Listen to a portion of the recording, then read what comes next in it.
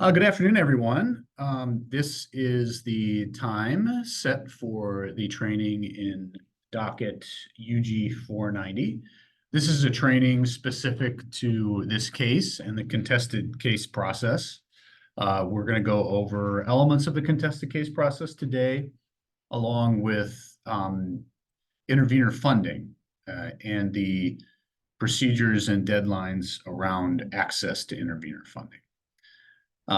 I welcome questions and conversation throughout the presentation today. So if you have a question, if you'd like to make a comment, engage in dialogue, feel free to interrupt me at any time.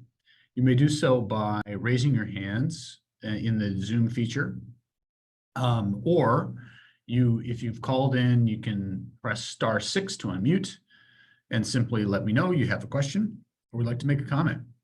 And again, feel free to do so at any time. I anticipate the event lasting around an hour and a half. If we have a lot of dialogue, it could go as long as 2 hours. It will be recorded, so you will have access to this recording in the docket or on the website, that is, and we will be able to refer your colleagues to it if they couldn't join us today. And as I said, this is intended to provide folks who are relatively new to our rate case process or contested case process with the background they need to participate effectively with or without an attorney. Well, I'll give folks a minute to join. Otherwise, we'll get started. And again, please feel free to interrupt me at any time with a question or comment. Share my screen now.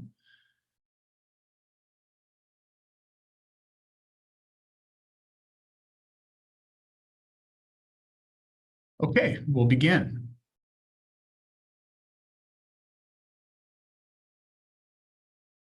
First, introduction. My name is Nolan Moser. I'm the Chief Administrative Law Judge for the Oregon Commission.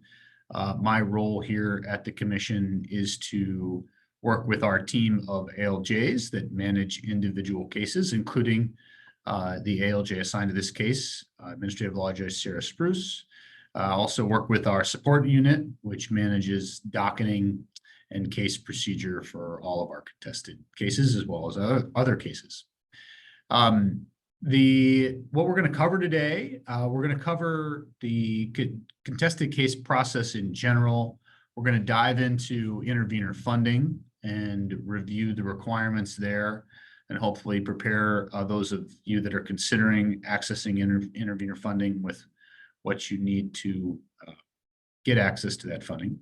And then we're going to go with get into the specifics of the contested case process, and we're going to talk about intervention. We're going to talk about developing testimony. We're going to talk about hearings and briefings, and we're going to be doing that within the context of the specific deadlines associated with this case. So I will be referring to those.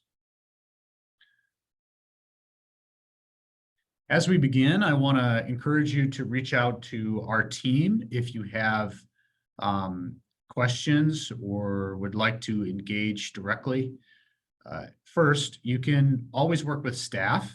The Commission's staff, our analytical staff, participates in this case and other cases as parties, but they are also accessible to you as members of the public. And staff is listed associated with this docket on our website. Feel free to call them, email them, contact them directly to engage in dialogue with them. You can also contact our filing center regarding any questions around filing documents, any questions around procedure, as well as any questions regarding a schedule in a contested case.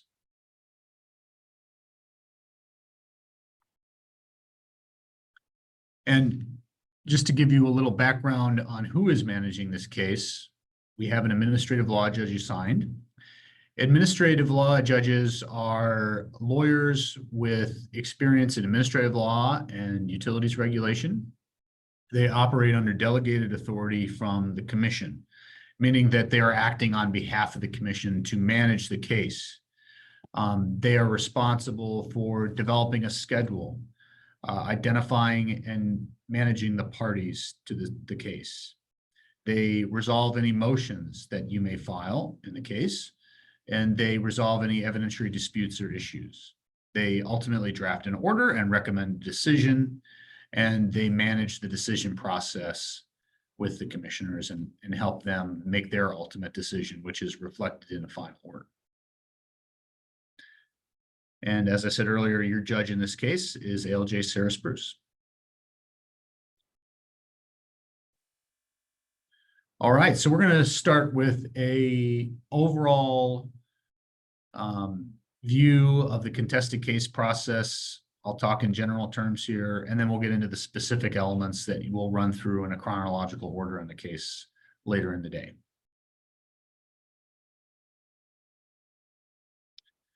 So we'll start with what makes a contested case. So a contested case is a trial-like process which resolves disputed issues of fact, law, and policy. We must follow the Administrative Procedures Act in the context of our contested cases. And I've listed some references for you here if you want to explore that. In a contested case, we're addressing the rights and privileges of parties. So there's a due process requirement that we must provide. We must provide a specific type of process for a utility and for participants. Our decisions must ultimately be based on an evidentiary record. So we have to take in evidence. We have to test that evidence like a trial court would. And ultimately, we have to make a decision based on that evidence alone, not items or facts outside of that evidentiary record. In a contested case, ex parte restrictions apply, and we'll talk about that in a little more detail later. And our decisions may be appealed. So if a party feels aggrieved by our decision or contends that we didn't follow the appropriate process or provide due process or issued a decision contrary to law, they may appeal our decision. Rate cases, complaint cases are typically contested cases as well as other cases that are designated as contested by the commission. This is in contrast to our other than contested cases. Those are cases that are typically decided at a public meeting, and these cases are different. So a couple of the basic requirements associated with a contested case. The people affected by an agency action in a contested case must be given notice of that action, of what is to occur. They need to be given an opportunity to present and rebut evidence and make their case to the commission. And as I said earlier, the decision that the commission ultimately makes must be based on a formal evidentiary record. So there are some restrictions associated with a contested case. And in a contested case, the commissioners really are judges. They act as judges, as opposed to an item where they might be considering a decision in a public meeting, where they're acting essentially as more in a legislative capacity. They're hearing comment from the public and they're making a decision in public. We do things a bit differently in a contested case. So in a contested case, we have restrictions on ex parte communications. What that means, and again, as I said, we'll go into that more detail on that. We can't speak to the judge or the we can't speak to the commissioners or the assigned ALJ outside of the case process, outside of the hearing of other parties regarding the merits of the case. So that applies to any private communication made to a commissioner or presiding ALJ relating to the content of the case.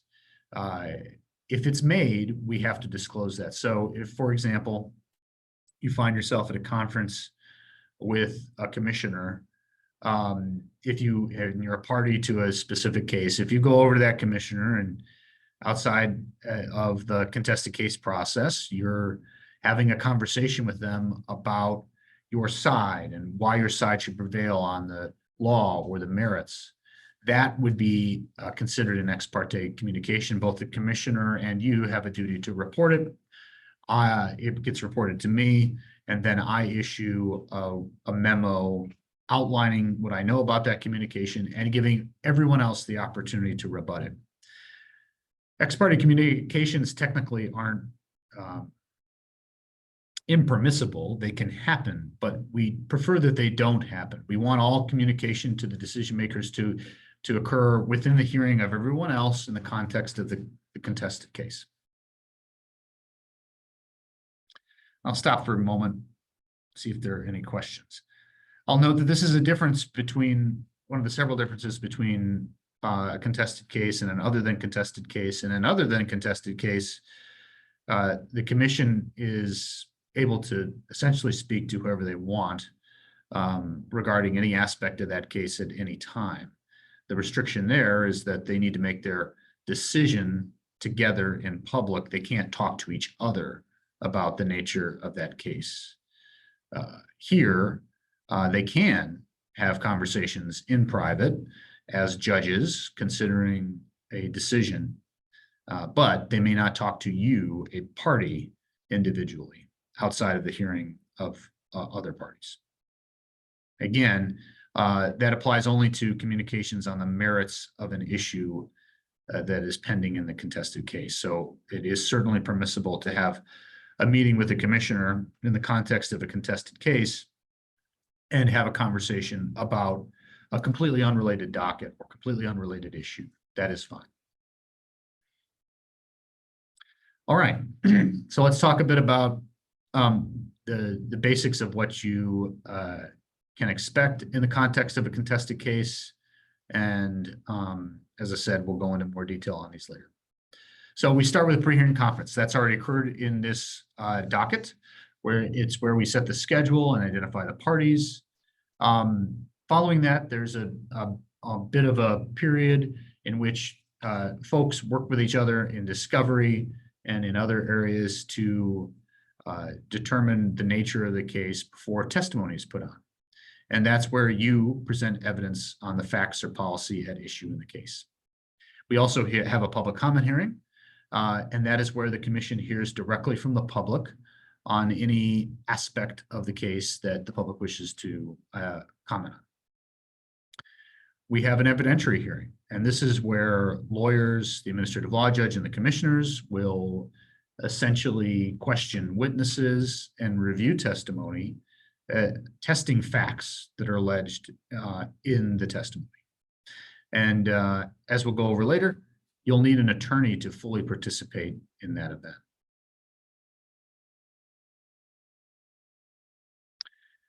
We then move on to briefing. This is where you make your argument in writing, explaining why your party's position should prevail. And if you want to make a full argument that includes legal arguments about the law and its application to this set of facts, an attorney will be needed. Finally, in terms of the process that you're involved in, we have oral argument, which is largely, but not always, purely about legal argument. And in most cases, an attorney is needed. We do have situations where we conduct an oral argument and a technical question might come up. And in that case, we might ask that question to a witness. But for the most part, you need an attorney to participate in oral argument. It is essentially an argument about the law. Finally, we issued a decision.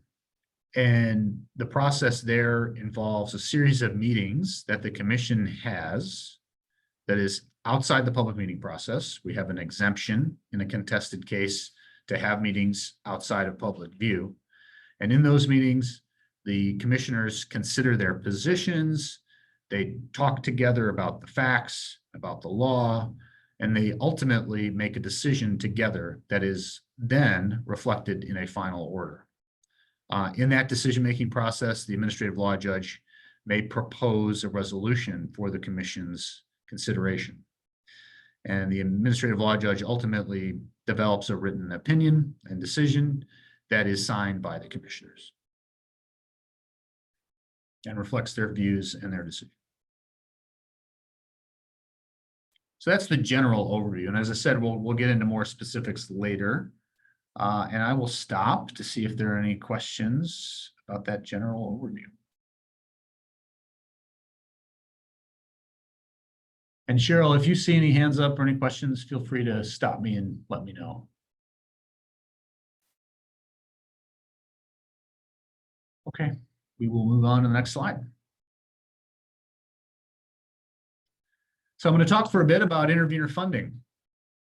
We're going to talk about the types of funding, and then we're going to really dig into the justice funding procedure. So I would refer you first to a memo that we put out on February 6th. And that memo outlines the requirements and deadlines associated with traditional intervenor funding and our newer justice funding. So if you have any specific questions, that's a good place to start, along with our website on intervenor funding, which I'll reference later as well. So we'll start with a little bit on traditional intervenor funding.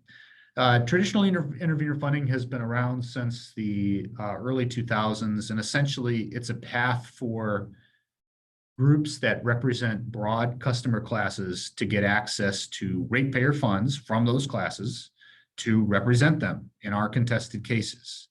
The opportunity is limited to those groups that represent a broad customer class, meaning that if you represent an individual customer or group of customers, for example, you probably would not qualify. However, if you represent a total class, a specific type of customer, then you can qualify.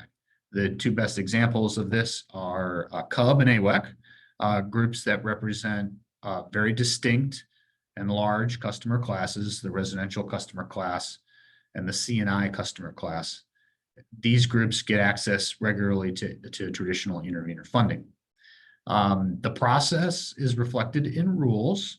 I also outlined deadlines associated with this opportunity in the February 6th memo. I'm not going to spend a lot of time on this because it's typically not utilized outside of CUB and AWEC, but of course, if you have any questions about it or look to, as a new intervenor, find access to this funding, please let me know. I'm happy to support your inquiry.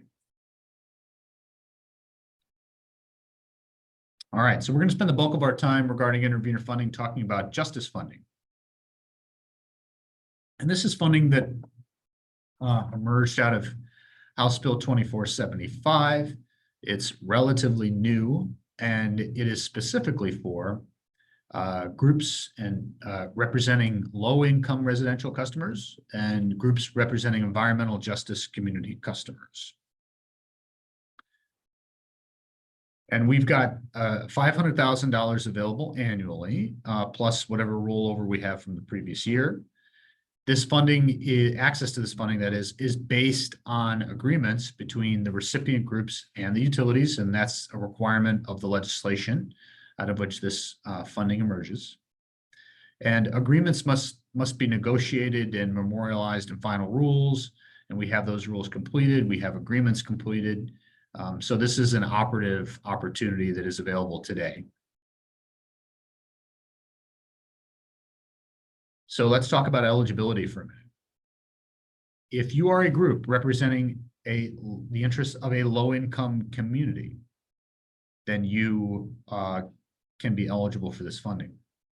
If you are a group representing the interests of environmental justice communities, which is defined as, in statute, communities of color, communities experiencing lower income, tribal communities, rural communities, coastal communities, communities with limited infrastructure, and other communities traditionally underrepresented in public processes and adversely harmed by environmental and health hazards, including but not limited to seniors, youth, and persons with disabilities.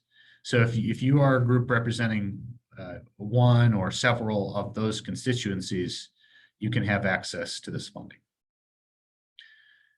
The dockets and matters that are eligible, I'll just clear it up here. A rate case is almost certainly eligible for this funding, depending on what kind of positions you're going to argue.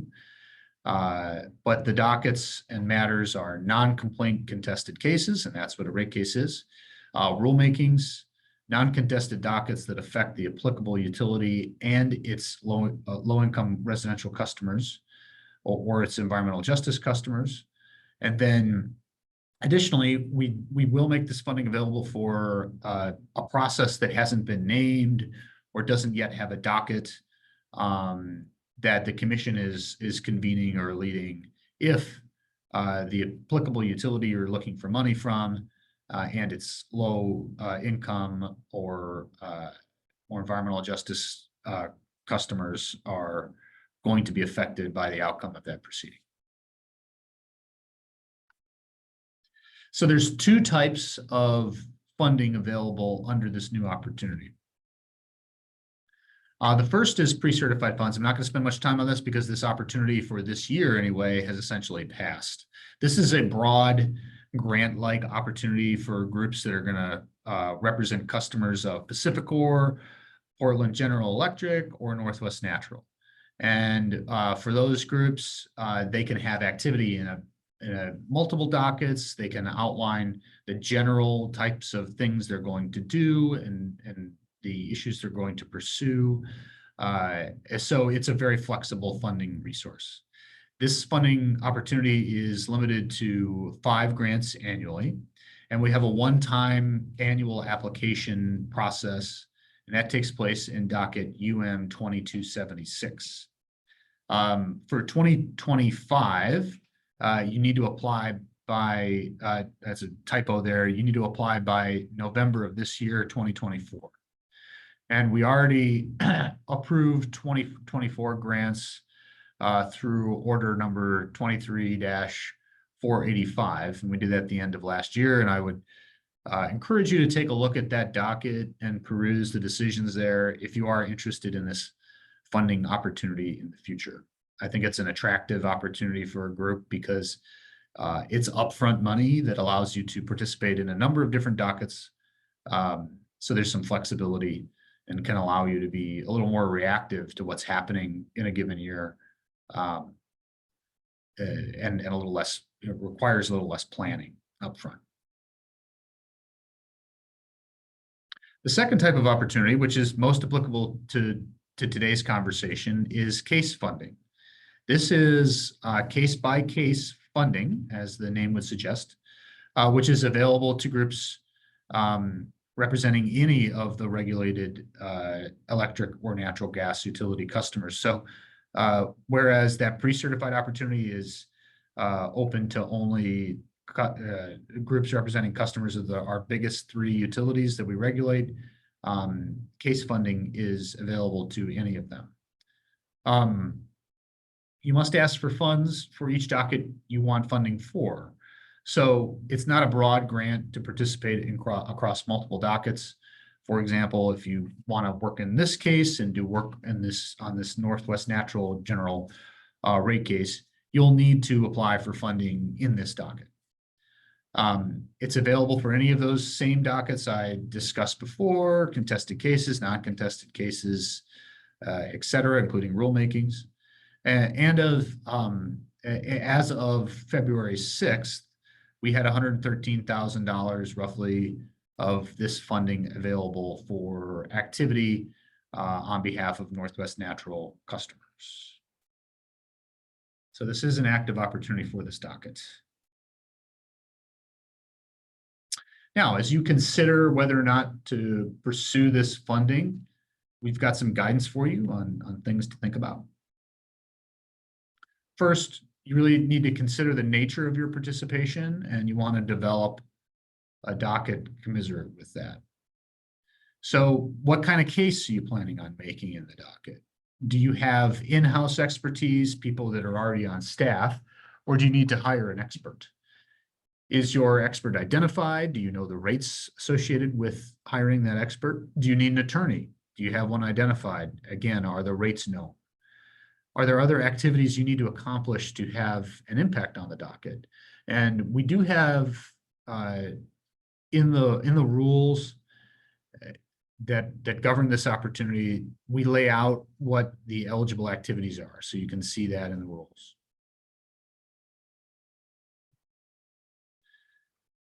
So once you have those questions answered, you want to request funding. You've got to ensure and describe how your group is eligible. The same thing with the docket, and you've got to have a reasonable budget. And I've included the rule references here for you to review as you consider those elements. Now, we have forms for you to fill out as part of this effort. And I've listed the dates here, and we'll go over the deadlines in more detail in a moment. But there's two core things you need to develop to pursue this opportunity. You have to have a notice of intent, which really gives you and us the narrative on who you are and why you should get the money. So you're going to describe your organization in the notice of intent. You're going to explain the scope of work. What do you plan to do in the case? What are the areas you're going to investigate, your area of focus? And then you're going to describe the customer base that you represent. And it's very important that your representation have a nexus to those ratepayers. Ultimately, the dollars that you are seeking in this program come from the customer class. They come from Northwest Natural customers. So your group and its activity and its representation needs to have a strong nexus to those customers. And you need to be able to explain that in the notice of intent. You'll want to develop a budget, of course, and the budget can be submitted with or separate from the notice of intent. Right now, we have a due date in both my memo, well, actually only in the memo, of March 14th for the notice of intent. We strongly suggest that if you're going to pursue funding, you file your notice of intent with the budget.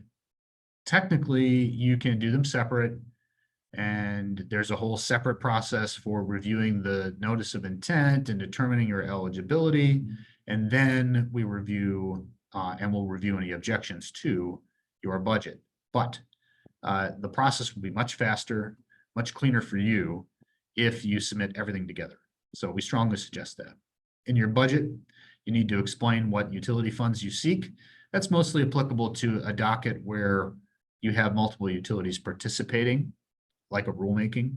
In this case, you're only seeking utility funds from one utility. That's Northwest Natural. You're going to want to explain your costs in a table.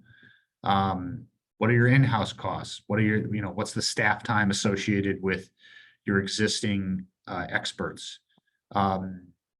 Will you have an attorney? What's your attorney's cost and your estimates there as well? We understand these are estimates.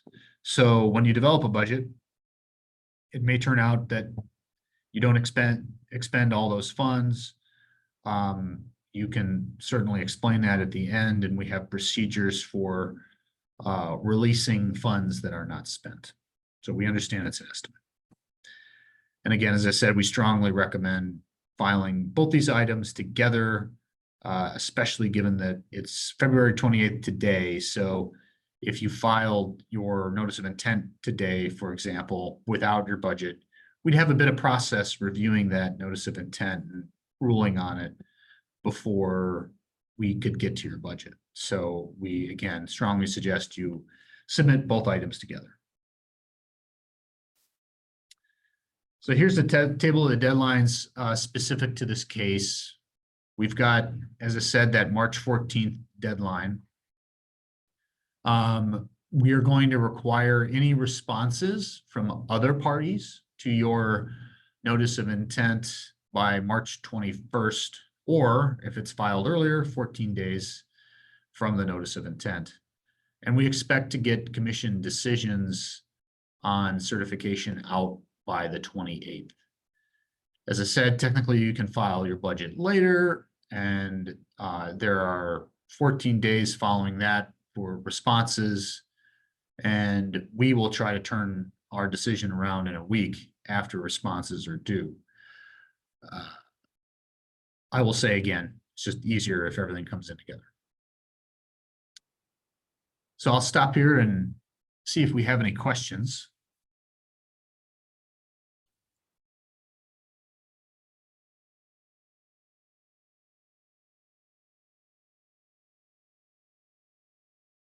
Okay, I don't see any questions. And again, Cheryl, if you see anybody raising their hand, please let me know.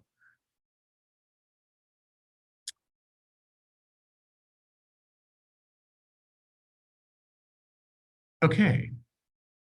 So to conclude this section of the presentation and discussion, justice funding resources are available on our website. So I've included the link here.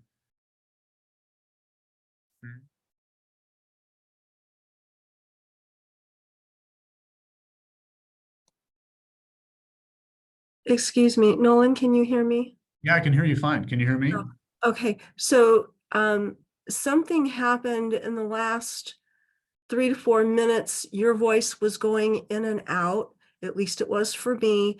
And then I didn't have any control over the meeting, and the Zoom disappeared, at least on my computer. So it might be helpful for you to go back a few pages and to redo what you said so that Okay. we can put the recordings together. I'm sorry, but that's what happened. Yeah, no problem. Before I do that, I'll ask any of our other participants if you could hear me over the last 3 to 4 minutes, if someone would volunteer to speak up and just let me know what they heard. Judge Moser, this is Jocelyn Pease. I didn't experience any interruption. Okay, great, thank you. Okay, then Cheryl, it might have been just on your end, so I'm going to forge ahead in that case. Appreciate the feedback there, though.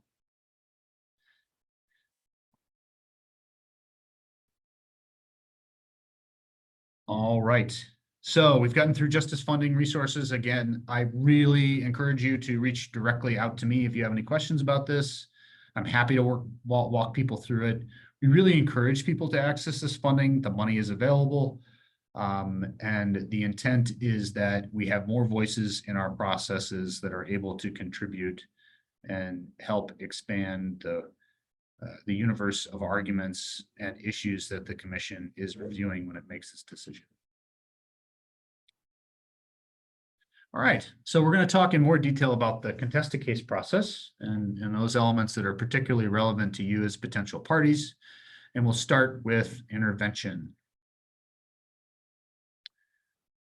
So it's come to my attention over the years that intervention seems like a big deal to some people.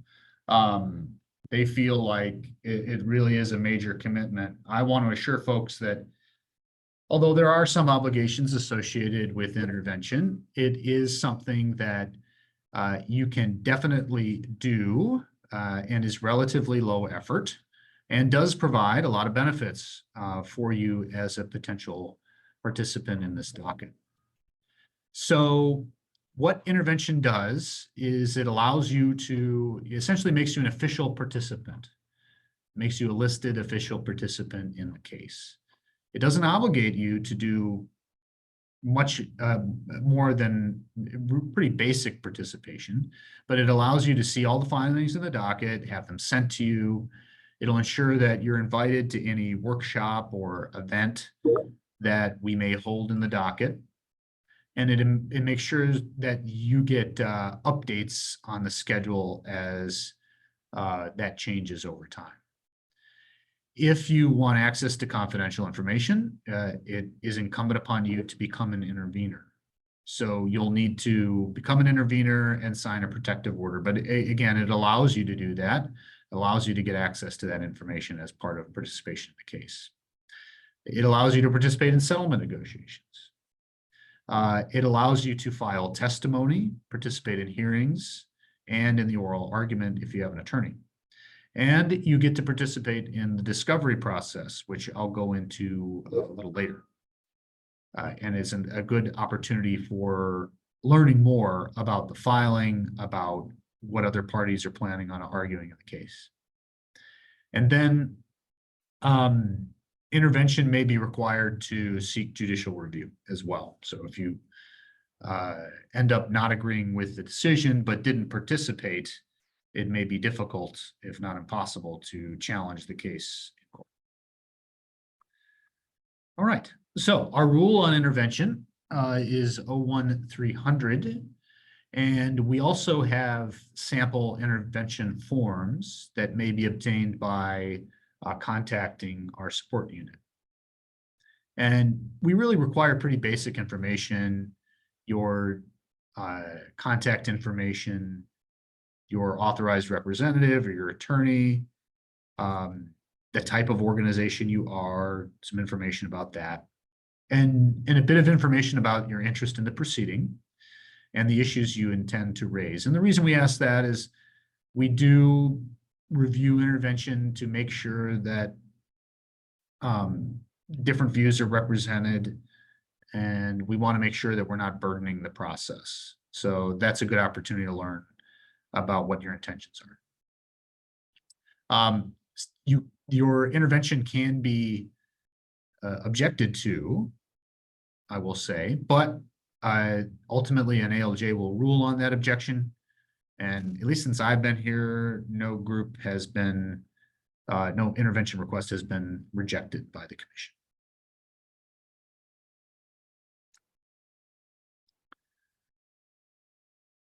So as you participate in the contested case, you're going to have some opportunities to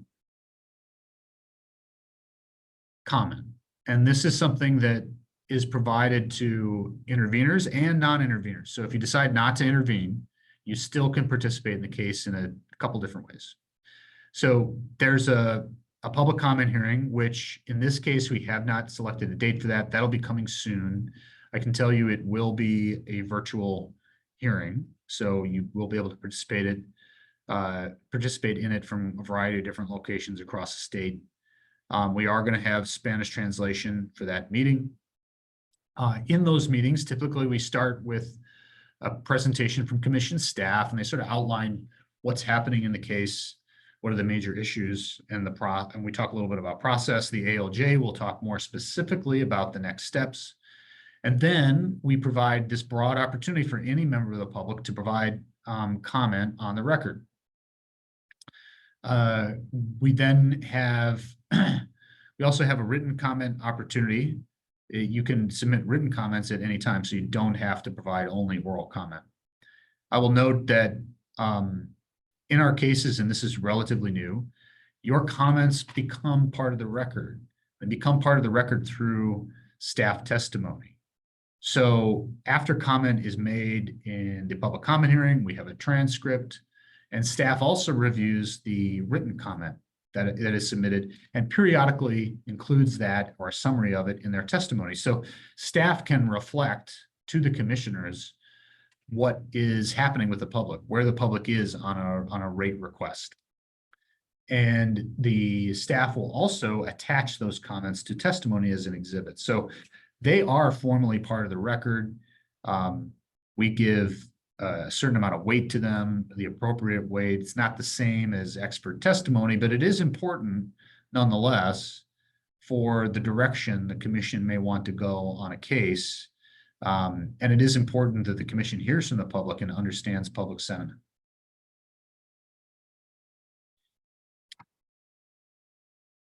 So let's talk a bit about participating just in a contested case in general and participating with and without an attorney.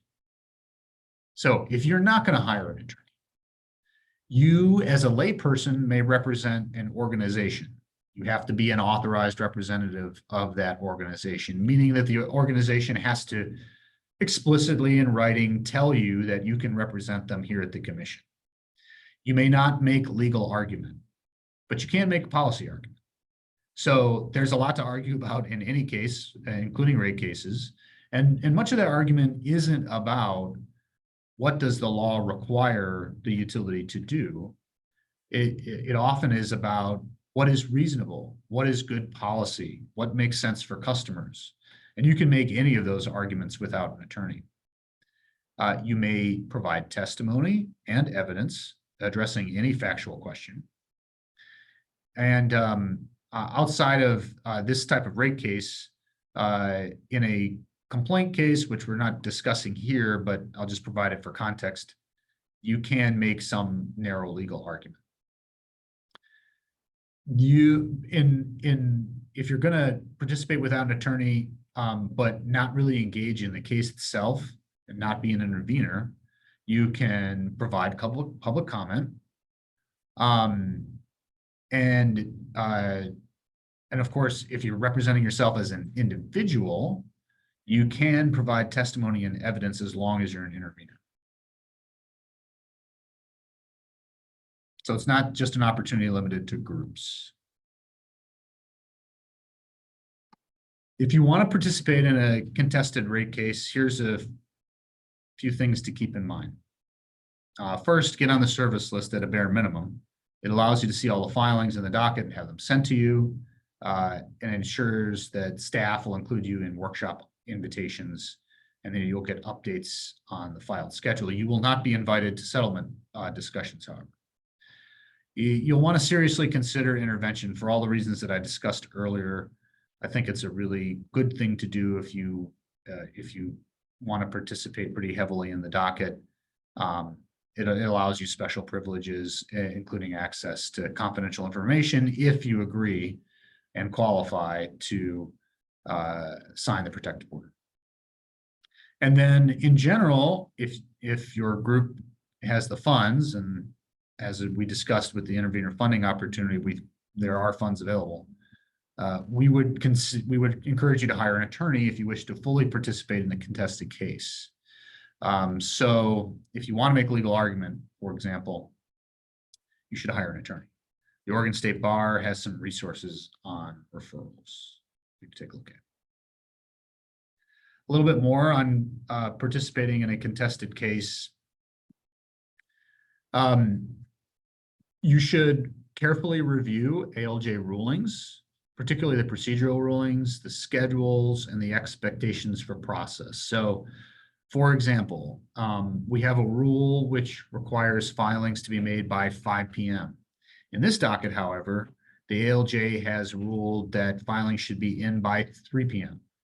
So you would only know that if you carefully reviewed the ALJ rulings.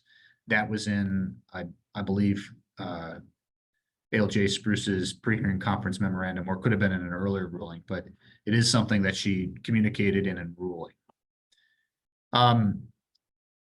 Best practice for filing motions that isn't always followed, please make sure you confer with other parties to the case and note in your motion that you did so and the result of that conference.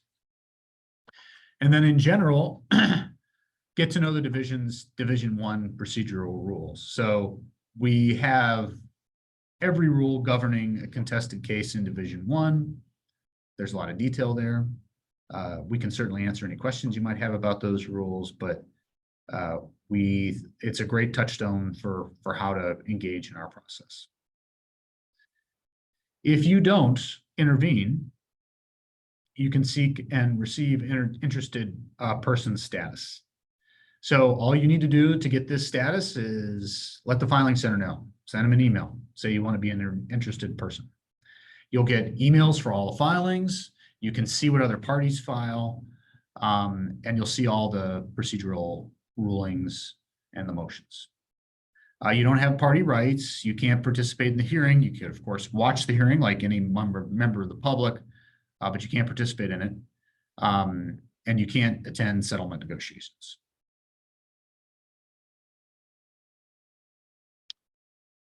So I'm going to stop there before I talk a bit about working with other organizations and coalitions. See if we have any questions.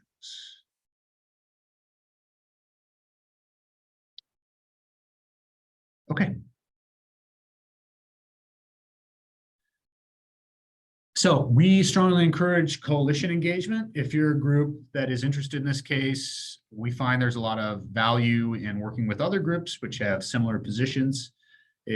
We think it's easier for you, easier for us, easier for the utilities involved.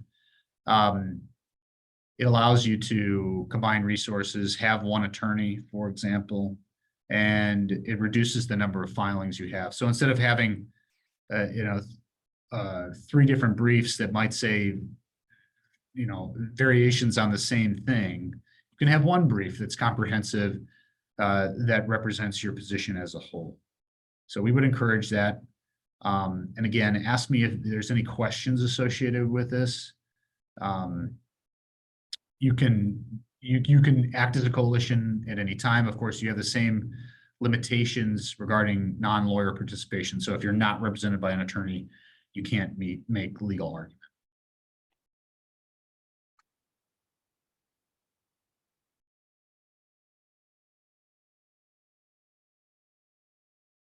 So we'll talk a bit about the intervention deadline here.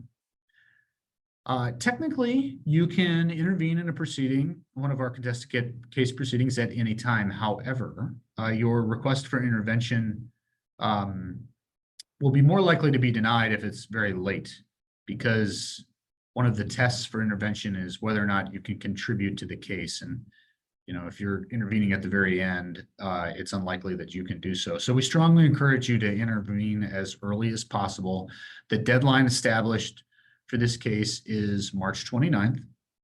And a practice tip, particularly at this stage where we're a little bit into the case, please request that, get feedback from other parties before you intervene. You can ask them if they intend to object, and then you can describe their responses in your request. And this will make it easier to process your response and may result in a faster grant of intervention.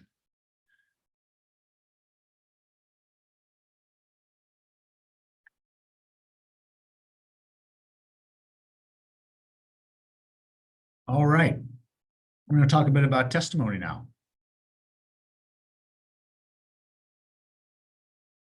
So what is testimony? Well, testimony is evidence presented in the record to support your argument. It typically is narrative testimony from experts, expert on the specific subject that you're focused on in the case.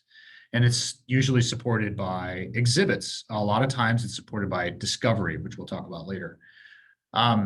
We have several rounds of testimony in a docket. It's essentially a back and forth between the parties, where you get the opportunity to respond to the facts presented by the other side.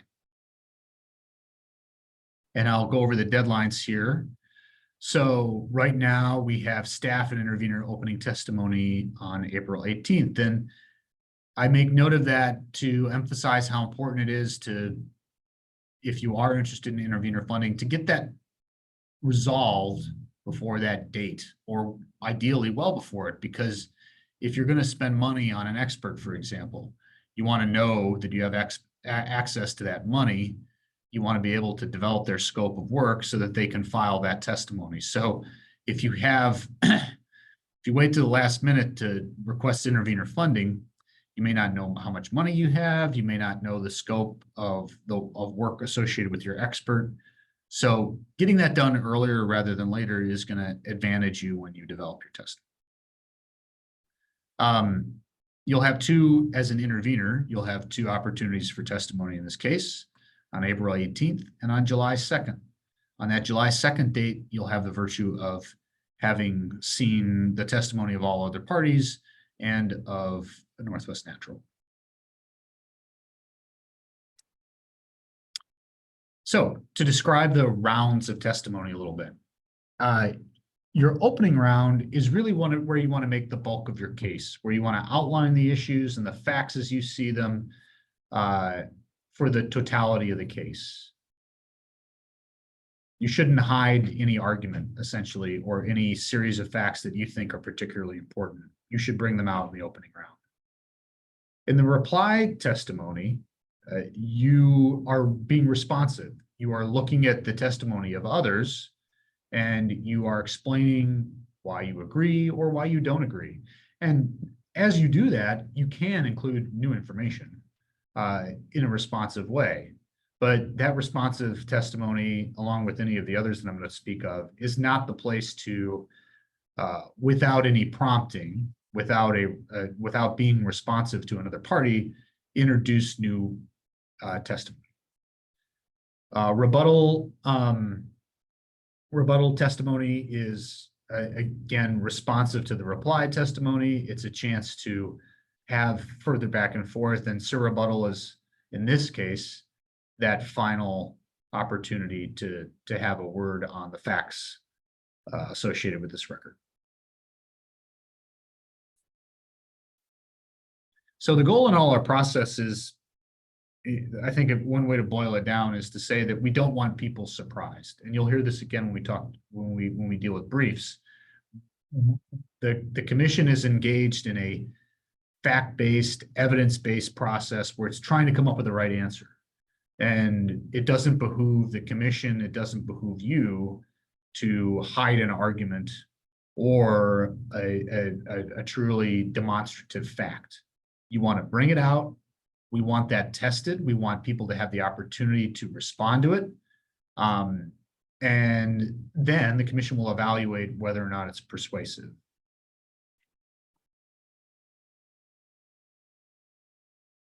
So in terms of putting together your testimony, the rule on testimony is in Division 1 at 480. There you'll find all sorts of information on how to label and manage your testimony. Those are rules you want to follow. Again, if you have questions about that, you can contact the support unit, Administrative Hearings Division. Some really basic best practices for testimony. We read a lot of it, so we do have some thoughts on that. You or your expert should write the testimony. The testimony is best when it comes from the subject matter expert. And I say that as an attorney, so you don't want your attorney writing your testimony. You want to write it. The attorney will, of course, review it and work on it with you, but ultimately it should be in the voice of the expert, because that's what we're really after. We're after those core facts that are applicable to this case. Make sure you understand how your evidence and your testimony fits into the overall case.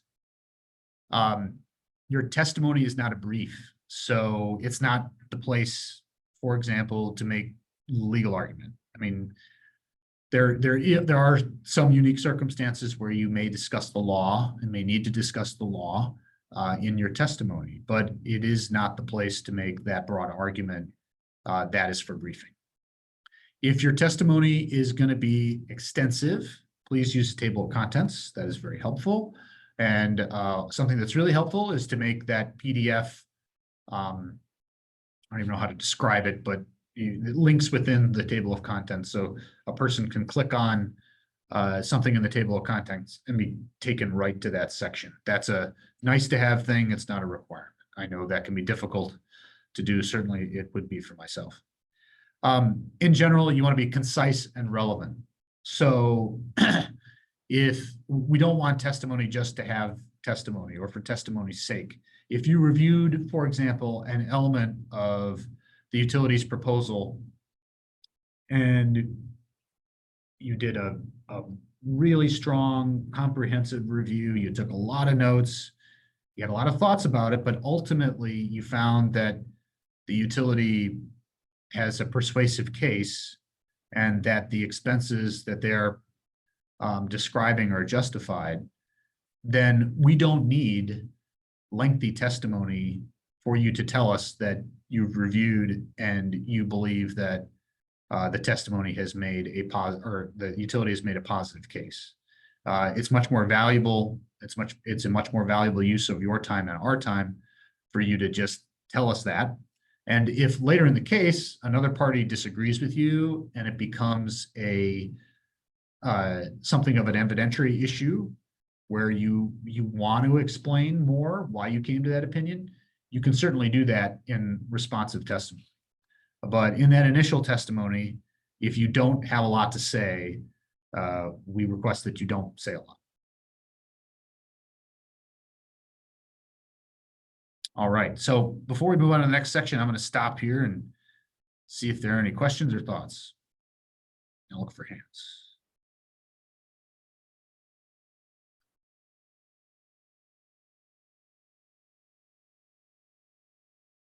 Okay. So let's go to the hearings process next.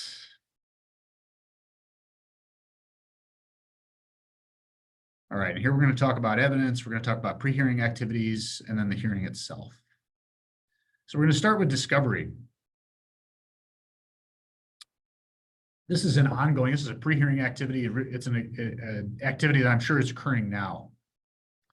And essentially, discovery is a dialogue of information sharing and exchanges between the parties. It's governed by Division 1-500. And if there are any disputes regarding discovery, they are elevated to the ALJ. We've got standards in law that describe what burdensome discovery is. I believe that ALJ Spruce has issued a memo in this case encouraging people to bring discovery disputes to her that she will resolve quickly if they occur. So I would make that point as well here. We do not want to see argument later in the case that essentially saying that you couldn't make your case, or there's an element of your case that is challenging to describe because you had a discovery dispute that we didn't hear about.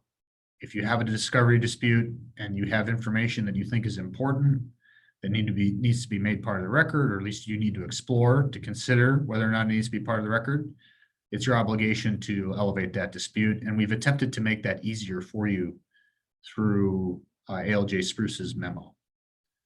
So I'll just say again that we don't see any reason why that should be a barrier to making a case. If you're struggling to get access to information, let us know. We'll review that and make a decision. And we expect to see argument on that core information.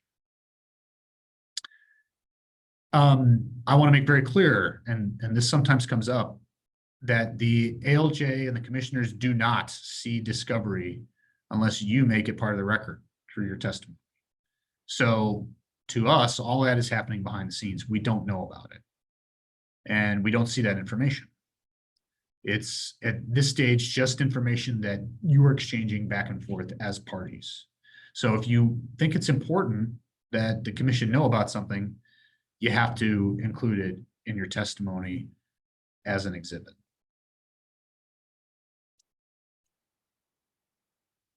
So I'm just going to stop there and see if there are any questions.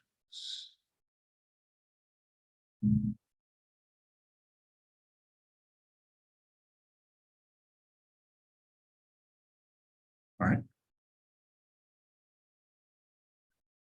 Let's talk about relevant evidence for a minute. Essentially, relevant evidence is any evidence tending to make the existence of a fact and issue more or less probable than it would be without the evidence. That probably seems like a pretty loose standard, and it is. The idea is that this commission is a group of experts. They do have a good understanding of how much weight to give specific evidence. So we tend to be fairly open about the evidence we receive in our contested cases. It's important that evidence be generally relevant, however.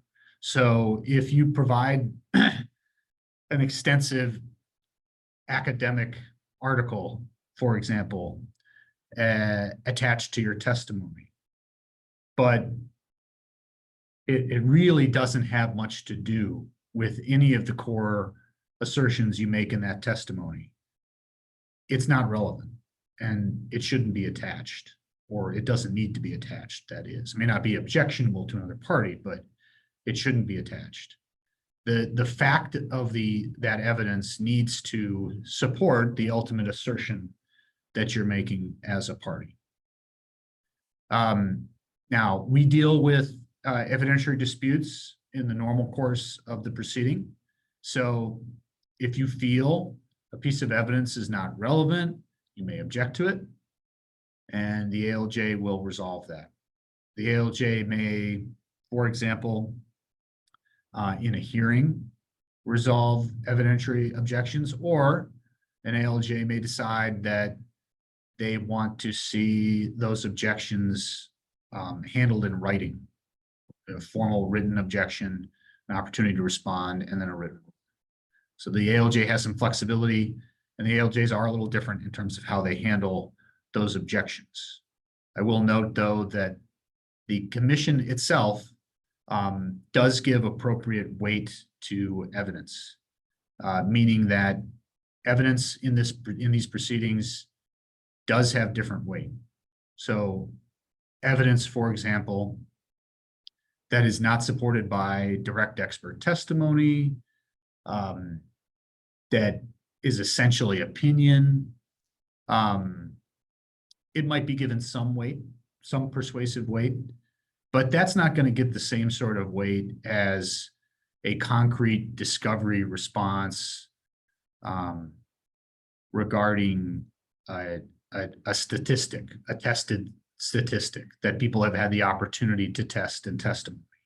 That may be a much stronger piece of evidence, something that the commission may more squarely rely upon.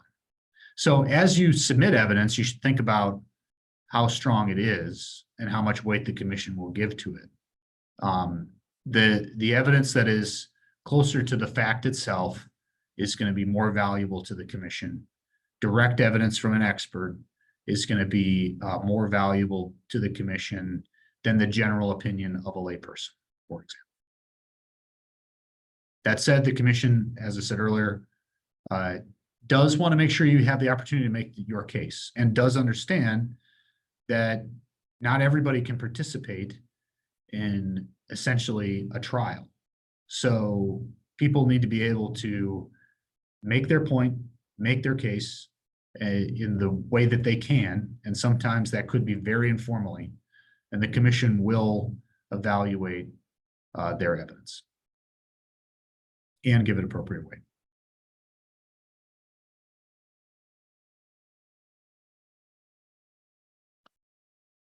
Let's talk a bit about the conduct of the hearing. So the hearing is really all about the written testimony. Our evidence comes in through that testimony. That's the core evidence that the commission will rely upon to make its decision. An evidentiary hearing is a way to refine and test that written evidence. So typically, there are very rare exceptions, but for the most part, only witnesses that have written testimony are going to be part of that evidentiary hearing. They're the ones who are going to be questioned. And again, as I said earlier, a theme, we don't like surprises. This is not a gotcha situation. We are here to establish the facts, and we see a lot of value in making sure everybody knows where we're all going in order to get the best information out there. So you're going to need to be prepared to identify the witnesses you want to question. You're going to need to be prepared to describe the subjects you're going to talk about and the general time that you're going to need to ask those questions. You're also going to let us know what exhibits you're going to use. For example, we find a lot more value in an expert having an opportunity to review the exhibit you're going to question them on than we would if you surprise them in the hearing with a document and said, I'd like you to read this for the first time and tell me your opinion on it. We want them to have the opportunity to sit with that document, think about it, so that they can provide us a cogent answer that is rooted in their expert opinion. Again, with very rare exception, hearings are not opportunities to present new testimony. It's an opportunity to refine, ask questions, and learn about the testimony of others that has already been filed. And so the questions that you ask must be related to the assertions of those witnesses that they made in that previous testimony. You can certainly have questions that essentially describe or help you make the case why you disagree with them. That is fine. And that's largely what the hearing is about.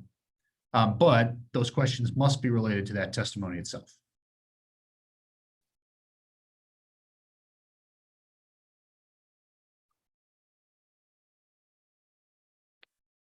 So in a evidentiary hearing, it's the attorneys that are largely doing the questioning. They're asking those questions, and then they are also making objections to questions asked of their witnesses, or they may object based on the rules of evidence to the responses of those witnesses.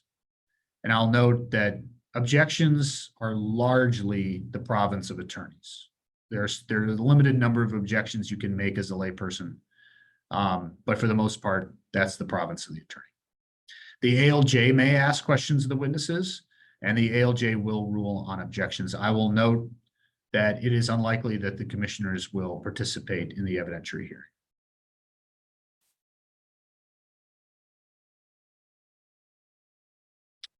So I'm going to talk about dates here in a minute, but before we move on, I want to see if we have any questions on any of that.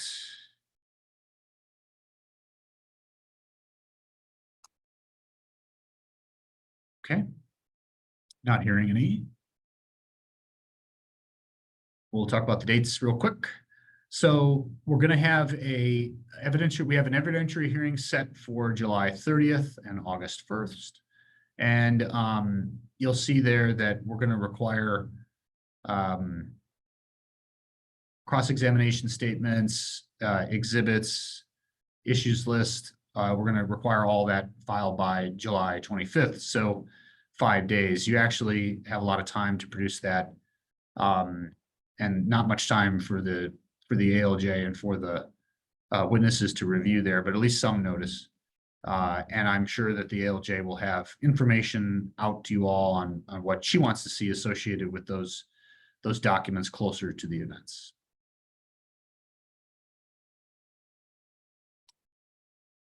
Okay, let's talk about briefing. And here we'll get into detail, a little more detail that is, on legal argument. All right, so there are rules, both here at the Commission and under the Administrative Procedures Act, prohibiting self-represented litigants from making legal argument. There are some exceptions, however. And essentially the ALJ can limit your ability to make legal argument, and cannot allow you to do so. The exceptions are as follows. So a non-attorney can make an argument related to the application of statutes and rules to the facts of the contested case, the bare application.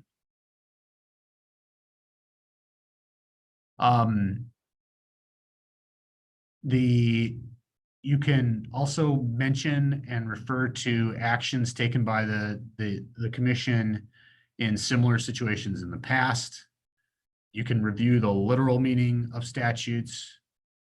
You can talk about the admissibility of evidence, and then you can also discuss and dispute the proper procedures to be used in a contested case here.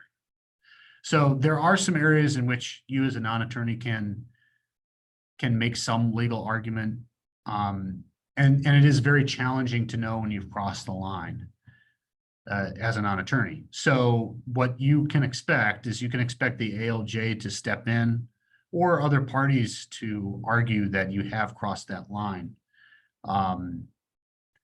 if you are attempting to make oral argument with any of these categories. So I think you just have to be prepared for a lot of intervention in your argument if you do attempt to do so. Again, that's why we encourage, if you can, hiring an attorney.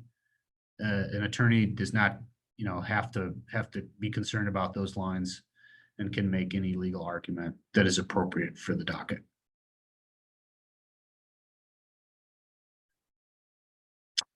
So let's talk a little bit about briefing in general. So in this case, we've got two briefing opportunities. We're going to have an opening brief and a reply brief. Sometimes we have many more briefing opportunities. Here it's pretty limited. So that opening brief, again, consistent with the testimony discussion we had earlier, is your opportunity to present your full argument. It's where you should have all your core arguments. It's where you should seek to persuade the commissioners of your position, and you want to rely squarely on the evidence that you submitted or that others submitted. You don't have to only rely on the evidence that you put on the record. Any evidence that's on the record can be something you point to as support for your argument. Your reply brief should be responsive to the arguments of others. It is not the place to make an argument for the first time unless that new argument is in pretty direct response to the argument of someone else, right? So it's not the place to bring out a whole new unrelated argument that others haven't had the chance to think about. It's the opportunity to be responsive. And I think this guidance is particularly important in a case like this where we don't have many briefing opportunities. So as you can see from our schedule, we've got simultaneous opening briefs, and then staff and interveners will go next, and we'll be responsive to all those opening briefs, and then Northwest Natural will have the closing brief opportunity on the 3rd of September.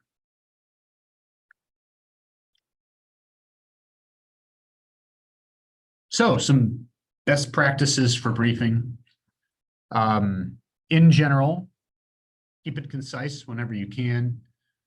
There's not too much value in repetition in a brief. Commissioners have to go through a lot in order to decide these cases. And just a reminder for everyone, there are 4 rate cases, major rate cases that the commission will manage this year. So they have many arguments to wade through. And when you can be concise, that is highly appreciated. Carefully and accurately quote the record.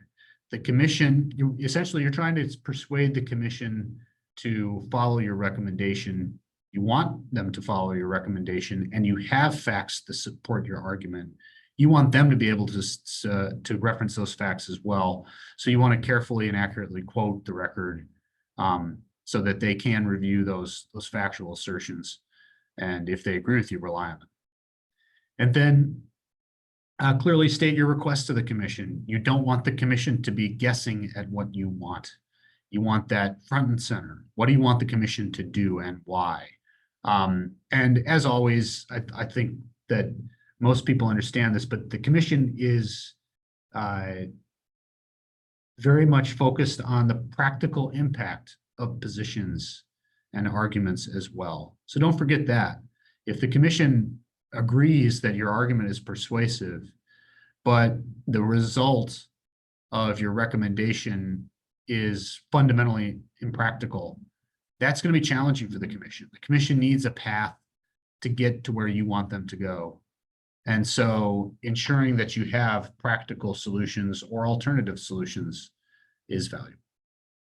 All that probably sounds very obvious to you, but it is some things we see in briefing that we think folks could address a little better. All right, so we finished a little early. That's really it for my presentation. I want to thank you for your time. You can reach out to me at any time associated with these issues. I'm happy to help as you try to navigate our process, and our support team is as well. Got a lot of friendly folks here at the commission who want to make sure that you can effectively participate in what we do. So with that, I want to make sure that we have any final discussion that folks think is appropriate or answer any questions.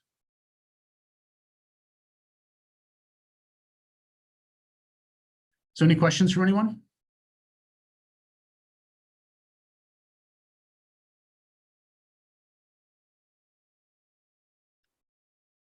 All right, well, thank you all very much for your time. Really appreciate it.